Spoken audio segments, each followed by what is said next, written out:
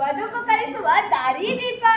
ಇಂದು ನಿಮಗಾಗಿ ತಂದಿದ್ದೇವೆ ಒಬ್ಬ ತತ್ವಜ್ಞಾನಿ, ಧಾರ್ಮಿಕ ಚಿಂತಕ, ರಾಜನೀತಿಜ್ಞ, ನಮ್ಮ ರಾಷ್ಟ್ರಪತಿಯಾಗಿ ಸೇವೆ ಸಲ್ಲಿಸಿದ ಡಾಕ್ಟರ್ ಸರ್ವೇಪಲ್ಲಿ ರಾಧಾಕೃಷ್ಣನ್ ಅವರ ಜೀವನಾಧಾರಿತ ನಾಟಕ ಗುರುವಿನ ದೀಪ.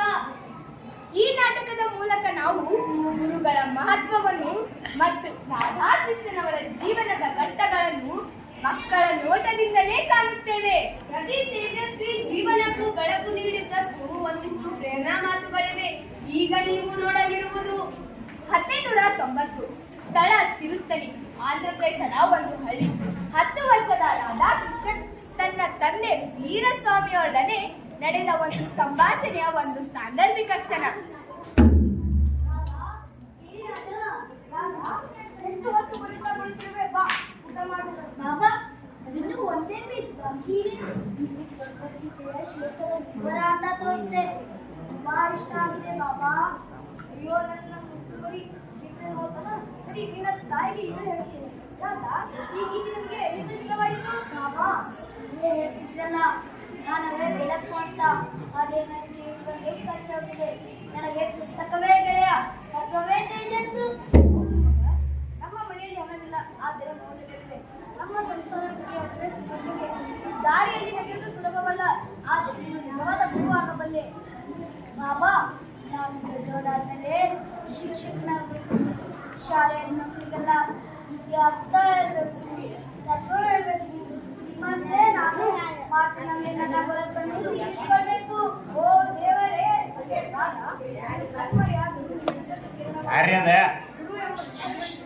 ಜ್ಞಾನದಿಂದ ಶ್ರಮದಿಂದ ಇದ್ದಿದ್ದ ಆ ದೇವರನ್ನ ತಿಳಿಯಲಿರಲಿ. ನೋಡಿದ್ರಲ್ಲ ಯಾದ ಎಷ್ಟು ಶ್ರದ್ಧೆಯಿಂದ ಕಲಿಕೆಯಲ್ಲಿದ್ದ ಅಂತ. ತಿರುಪತಿಯ ಪ್ರಾಥಮಿಕ ಶಾಲೆಯೊಂದರಲ್ಲಿ ಕೆಲವೊಂದು ಹುಡುಗನು ಪುಸ್ತಕವೊಂದರಲ್ಲಿ ತಲೆ ತೋರಿಸಿಕೊಂಡಿದ್ದನು. ಅವನೇ ನಮ್ಮ ಸರ್ವಪಲ್ಲಿ ರಾಧಾಕೃಷ್ಣನ್.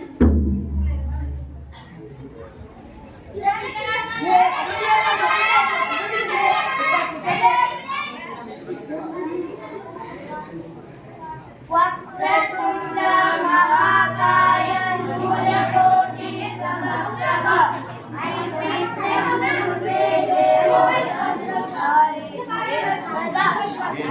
ಬ್ರಹ್ಮ ಗುರು ವಿಷ್ಣು ಗುರು ದೇವೋ ಮಹೇಶ್ವರ ಗುರು ಸಾಕ್ಷಾತ್ ಪರಬ್ರಹ್ಮ ತಸ್ಮೈ ಶ್ರೀ ಗುರುವೇ ನಮಃ. ಸರಸ್ವತಿ ನಮಸ್ತುಭ್ಯಂ ವರದೆ ಕಾಮರೂಪಿಣಿ ವಿದ್ಯಾರಂಭ ಸಿದ್ಧಿರ್ಭವತು ಮೇ ಸದಾ.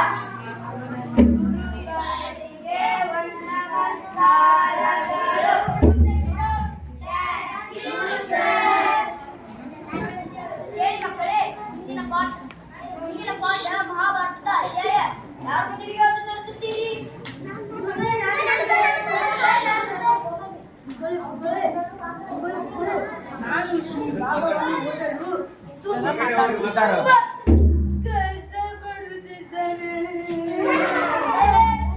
ಗುರುಗಳೇ, ನಾನು ಓದಿ ಹೇಳಬಹುದಾ?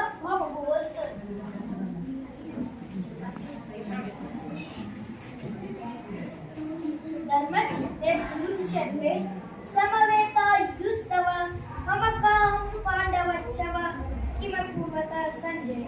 ಈ ಶ್ಲೋಕವನ್ನು ಧೃತರಾಷ್ಟ್ರನು ಸಂಜಯನಿಗೆ ಹೇಳುತ್ತಾನೆ.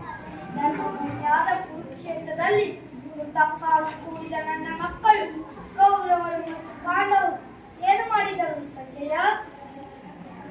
ಮಾಸ್ಟರಾದ ಶ್ಲೋಕವನ್ನು ಮತ್ತು ಪಾಠದರ್ಥವು ಚೆನ್ನಾಗಿ ಹೇಳಿರುವೆ.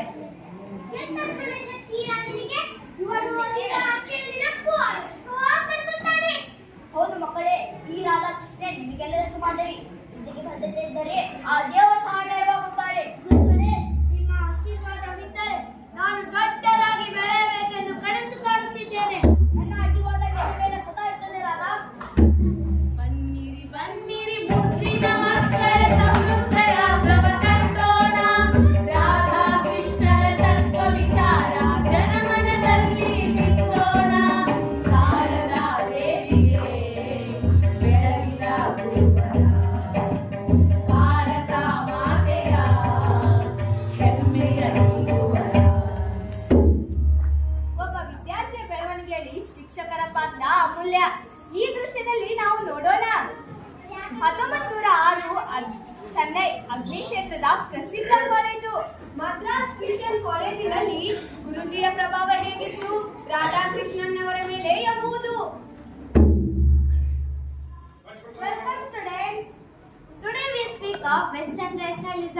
But before we begin, Mr. Radhakrishnan, I saw your recent essay on Vedanta philosophy. Fascinating. ಧನ್ಯವಾದಗಳು ಗುರೂಜಿ. ನಾನು ಹಿಂದೂ ತತ್ವವನ್ನು ಪಾಶ್ಚಾತ್ಯ ಚಿಂತನೆಯಲ್ಲಿ ಬೆಳಕಿನಲ್ಲಿ ಅರ್ಥ ಮಾಡಿಕೊಳ್ಳಲು ಪ್ರಯತ್ನಿಸುತ್ತಿದ್ದೇನೆ. Splendid. Tell me what do you think? Is there harmony between Western religion and Indian spirituality? ಗುರುಜಿ, ಪಾಶ್ಚಾತ್ಯವಾದಗಳು ಯುಕ್ತಿಯನ್ನು ನೆಲೆ ಎಂದು ಭಾವಿಸಿದೆ. ಆದರೆ ಭಾರತೀಯ ತತ್ವ ಅನುಭವ ಮೂಲಕೆಯಾಗಿ ನೋಡುತ್ತೇವೆ. ಇವು ನನಗೆ ಪರಸ್ಪರ ವಿರೋಧಿಯಲ್ಲ, ಮೂಲಕವೇ ಅನಿಸುತ್ತದೆ. A bold thought. Most students memorize, but you analyze. ನಾನು ಗ್ರಂಥ ಪಠಣಕ್ಕಿಂತ ಜೀವನದ ಪಾಠಕ್ಕೆ ಆದ್ಯತೆ ನೀಡುತ್ತೇನೆ ಗುರೂಜಿ. ವೇದಾಂತ ತಾತ್ಪರ್ಯವಿಲ್ಲದೆ ಅದರ ಶಬ್ದ ಧ್ವನಿಯೇ ವ್ಯಕ್ತ. True philosophy is not merely an intellectual game. It is a way of life. You remind me of the Socratic ideal. Live examine. ಹಾಗಾದರೆ ಗುರುಜಿ, ಭಾರತದಲ್ಲಿ ಶಂಕರಾಚಾರ್ಯರು ಅಹಂ ಬ್ರಹ್ಮಾಸ್ಮಿ ಎನ್ನುತ್ತಾರೆ. ಅದು ಅಹಂಕಾರವಲ್ಲ, ಆತ್ಮ ಸಾಕ್ಷಾತ್ಕಾರದ ಘೋಷಣೆ. ಇದನ್ನು I think therefore I am ಎಂದು ಭಾವಿಸಿದೆ. ಇಬ್ಬರಲ್ಲೂ ಆತ್ಮಾನುಸಂಧಾನವಿದೆ.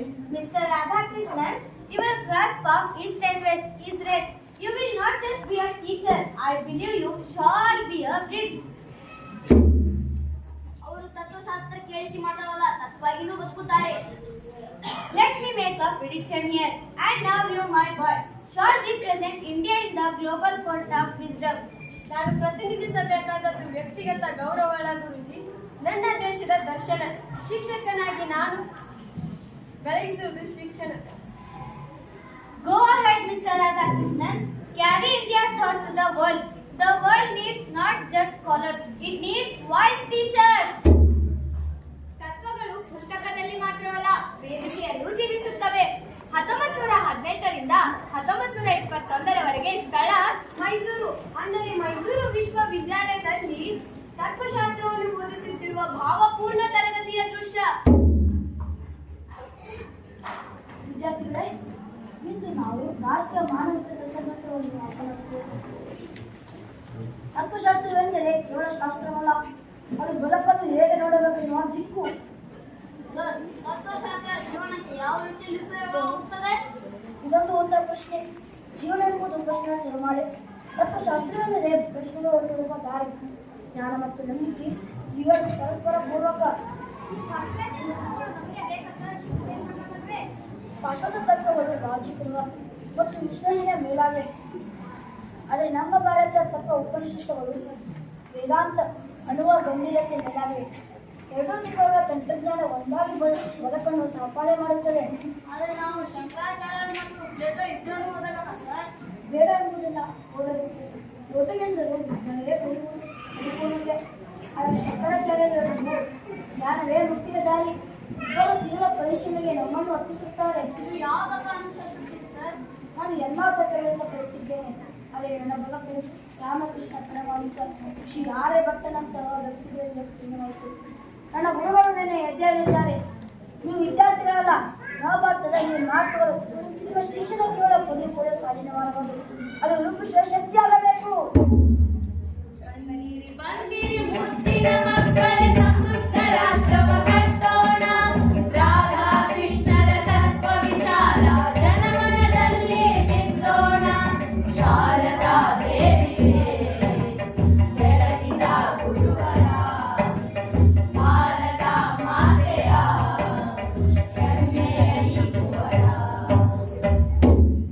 ವಿಶ್ವದ ವೇದಿಕೆಯಲ್ಲಿ ಭಾರತದ ಮೊದಲ ಧ್ವನಿ ಕೇಳಿಸಿಕೊಂಡದ್ದು ಡಾಕ್ಟರ್ ಸರ್ವೇಪಲ್ಲಿ ರಾಧಾಕೃಷ್ಣನ್ ಅವರು. 1926ರಿಂದ 1931ರವರೆಗೆ ಸ್ಥಳ ಲಂಡನ್, ಆಕ್ಸ್ಫರ್ಡ್.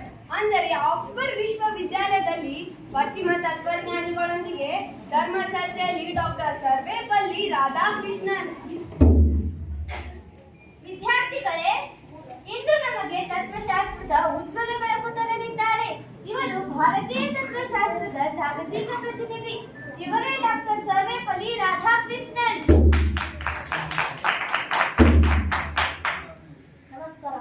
ತತ್ವಶಾಸ್ತ್ರವೆಂದರೆ ಕೇವಲ ಶಾಸ್ತ್ರವಲ್ಲ, ತತ್ವವಿಲ್ಲೋ ವಿಷಯವಲ್ಲ, ಅದು ಜೀವನವನ್ನು ನೋಡೋ ದೃಷ್ಟಿಕೋನ. ಭಾರತದಲ್ಲಿ ತತ್ವಶಾಸ್ತ್ರದ ಮೂಲ ಯೋಗ್ಯತೆಯಲ್ಲ ಅನುಭವ. ಹಿಂದೂ ಧರ್ಮ ತತ್ವವನ್ನು ಒಂದು ಮಟ್ಟಿಗೆ ಹೋಲುತ್ತದೆ. ಹೌದು, ಭಗವದ್ಗೀತೆ ಯುದ್ಧ ಭೂಮಿಯಲ್ಲಿ ಉಪನಿಷಿತವಾಯಿತು. ಅದು ಪರಲೋಕದ ಕಥೆಯಲ್ಲ, ಬದುಕಿನ ಹೋರಾಟದ ನಡವಳಿಕೆ ದಿಕ್ಕು. ಜ್ಞಾನದಿಂದ ಬರೋ ಮೇಲೆ ವೇದಾಂತ ಹೇಳುವುದು ಸತ್ಯವೆಂದರೆ ಪ್ರತ್ಯಕ್ಷವಿರುವ ಹೌದು. ದೊಡ್ಡ ಆದಷ್ಟು ಲೋಕದ ಬಗ್ಗೆ ಮಾತನಾಡಿದ್ದೀರಿ. ಶಂಕರಾಚಾರ್ಯರು ಜ್ಞಾನಾರ್ಥಿಗಳು ಇಬ್ಬರು ಬೇರೆ ಭಾಷೆ ಬೆಳೆಸಿದ್ರು, ಗುರು ಒಂದೇ ಸತ್ಯದ ಪತ್ತೆ. ಶಿಕ್ಷಕರು ಈ ತತ್ವದ ಬಗ್ಗೆ ಹೇಳುತ್ತಾರೆ ಸರ್. ಶಿಕ್ಷಕ ಅವರು ಚಿಂತನೆಯನ್ನು ಹಚ್ಚುವವರಾಗಬೇಕು. ಶಿಕ್ಷಕ ಜ್ಞಾನ ತುಂಬಿಸುವವನಲ್ಲ, ಅರಿವರ್ತಿಸುವವನು.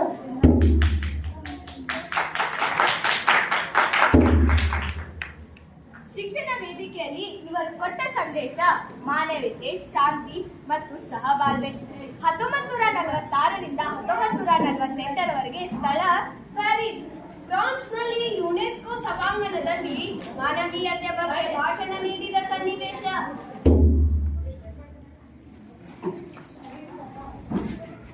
Good morning, everyone. We now invite Dr. Sarvepalli Radhakrishnan, a debate philosopher and statesman from India, to address the assembly.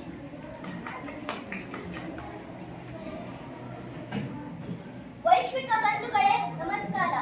ಮಾನವನು ವಿಜ್ಞಾನದಲ್ಲಿ ಪ್ರಗತಿ ಪಥದಲ್ಲಿದ್ದರೂ ಸಹ ನೈತಿಕತೆಯಲ್ಲಿ ಹುಡುಕುತ್ತಿರುವುದು ನಮ್ಮ ದುರಂತವಾಗಿದೆ.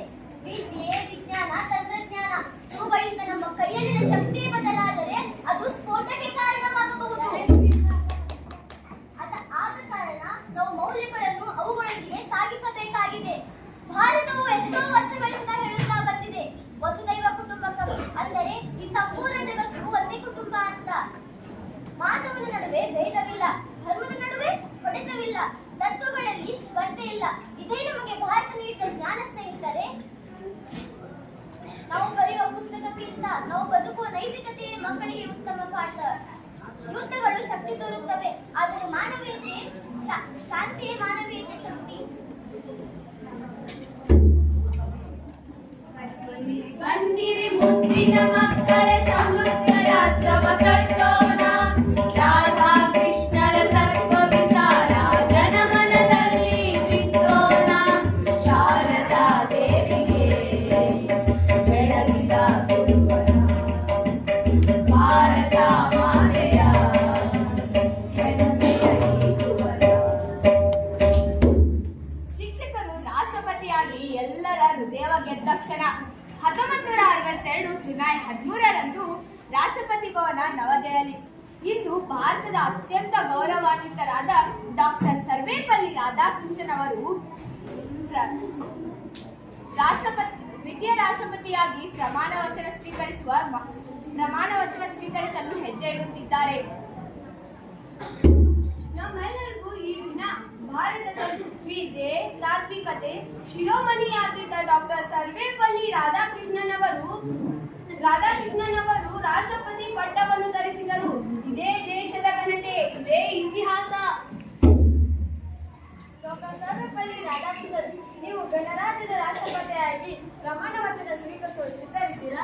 ಹೌದು, ನಾನು ಸಿದ್ಧನಿದ್ದೇನೆ. ನಾನು ಸತ್ಯವನ್ನು ನಿಷ್ಠೆಯಿಂದ ಪಾಲಿಸುತ್ತೇನೆ. ನಾನು ಸತ್ಯವನ್ನು ನಿಷ್ಠೆಯಿಂದ ಪಾಲಿಸುತ್ತೇನೆ. ಸಂವಿಧಾನದ ಪ್ರಕಾರ ನನ್ನ ಕರ್ತವ್ಯವನ್ನು ನಿರ್ವಹಿಸುತ್ತೇನೆ. ಸಂವಿಧಾನದ ಪ್ರಕಾರ ನನ್ನ ಕರ್ತವ್ಯವನ್ನು ನಿರ್ವಹಿಸುತ್ತೇನೆ. ಭಾರತದ ಪ್ರಜಾಪ್ರಭುತ್ವ ಏಕತೆ ಮತ್ತು ಸ್ವಾತಂತ್ರ್ಯವನ್ನು ಕಾಯ್ದುಕೊಳ್ಳಲು ಪ್ರಾಮಾಣಿಕವಾಗಿ ಶ್ರಮಿಸುತ್ತೇನೆ. ನನ್ನ ಜೀವನದ ಹಾದಿ ಒಂದು ಗ್ರಾಮೀಣ ಮಕ್ಕಳ ಪಾಠಶಾಲೆಯಿಂದ ಈ ಮಕ್ಕಳ ಸ್ಥಾನಕ್ಕೆ ತಂದಿದೆ. ಇದು ನನ್ನ ಗೆಲುವಲ್ಲ, ಇದು ಭಾರತೀಯ ಶಿಕ್ಷಣ ವ್ಯವಸ್ಥೆಯ, ನನ್ನ ಶಿಕ್ಷಕರ ತಾಯ್ನಾಡಿನ ಗೆಲುವು. ನಾನು ರಾಜಕೀಯ ಜನಗಳ ನಡುವೆ ಇಲ್ಲದಿದ್ದರೂ ತಾತ್ವಿಕತೆಯಿಂದ ದೇಶ ಸೇವೆ ಮಾಡುತ್ತೇನೆ ಎಂಬುದಕ್ಕೆ ನಾನು ಸಾಕ್ಷಿ. ಪ್ರಜಾಪ್ರಭುತ್ವವು ಕೇವಲ ಅಧಿಕಾರವಲ್ಲ, ಅದು ಒಂದು ಜವಾಬ್ದಾರಿ.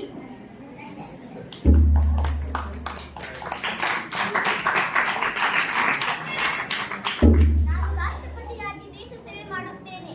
ಪ್ರಜೆಗಳನ್ನೆಲ್ಲ ನನ್ನ ವಿದ್ಯಾರ್ಥಿಗಳಂತೆ ನೋಡುತ್ತೇನೆ.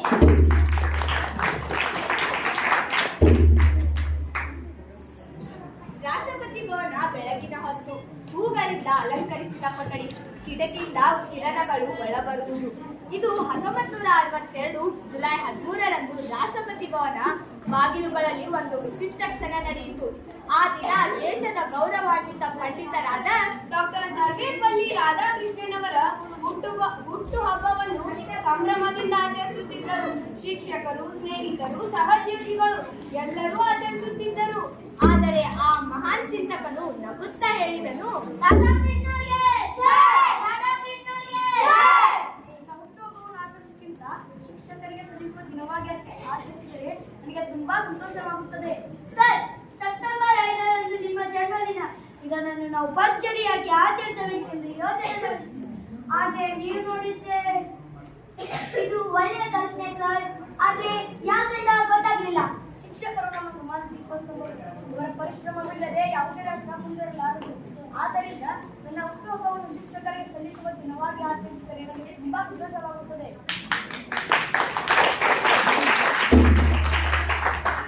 ನೀವು ಈ ಮಾತನ್ನು ಮನಸ್ಸಿನಿಂದ ಪೂರೈಸಿದರೆ ಅದುವೇ ನನಗೆ ಕೊಡುವ ಅತ್ಯಂತ ದೊಡ್ಡ ಉಡುಗೊರೆ.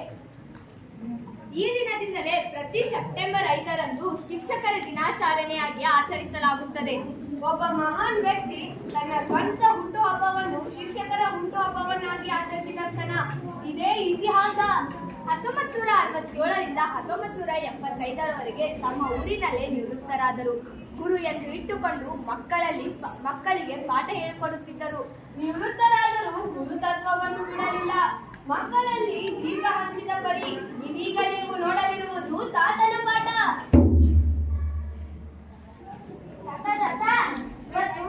ಶಾಲೆಗೆ ಹೋಗಿಲ್ಲ, ಏನದು ಪಡೆಯುತ್ತಿಲ್ಲ. ಶಾಲೆಗೆ ಹೋಗ್ತಿದ್ರೆ ಸರಿ, ಮನೇಲೆ ಒಂದು ಶಾಲೆ ಇದೆ ಅಲ್ವೇ? ಕೂತ್ಕೊ ಮರಿ. ಈ ಬದುಕು ಒಂದು ಗ್ರಂಥ. ನಾವು ಪ್ರತಿದಿನ ಇದರಲ್ಲಿ ಒಂದು ಗುಣ ಓದಲೇಬೇಕು. ಆದ್ರೆ ನೆನಪಿಡಿ, ಪಾಠ ಅಂದ್ರೆ ಕೇವಲ ಪುಸ್ತಕವಲ್ಲ. ಪಾಠ ಅಂದ್ರೆ ಬದುಕಿನ ತಾಳ್ಮೆ, ಧೈರ್ಯ, ಶ್ರಮ. ಪಾಪ ನೀವಂತೂ ರಾಷ್ಟ್ರಪತಿ ಆಗಿದ್ದವರು, ನಾವೇಕೆ ಐದು ದಿನ ಮಕ್ಕಳಿಗೆ ಪಾಠ ಹೇಳ್ತೀರಾ? ಒಂದು ರಾಷ್ಟ್ರಪತಿಯವರು ದೊಡ್ಡದಲ್ಲ, ಶಿಕ್ಷಕನಾಗಿ ಬೆಳೆಯೋದು ಸತ್ಯ ಶ್ರೇಷ್ಠತೆ. ನಿಮ್ಮ ಪಾಠಗಳಿಂದ ಮಕ್ಕಳು ಬಹಳಷ್ಟು ಬದಲಾವಣೆ ಬರ್ತಿದ್ದಾರೆ ಸರ್. ಆದರೆ ಇವರ ವ್ಯವಹಾರವೇ ಬದಲಾಗಿದೆ. ಬದಲಾವಣೆಯು ಕಲಿಕೆಯಲ್ಲಿರುವ ಶಕ್ತಿ.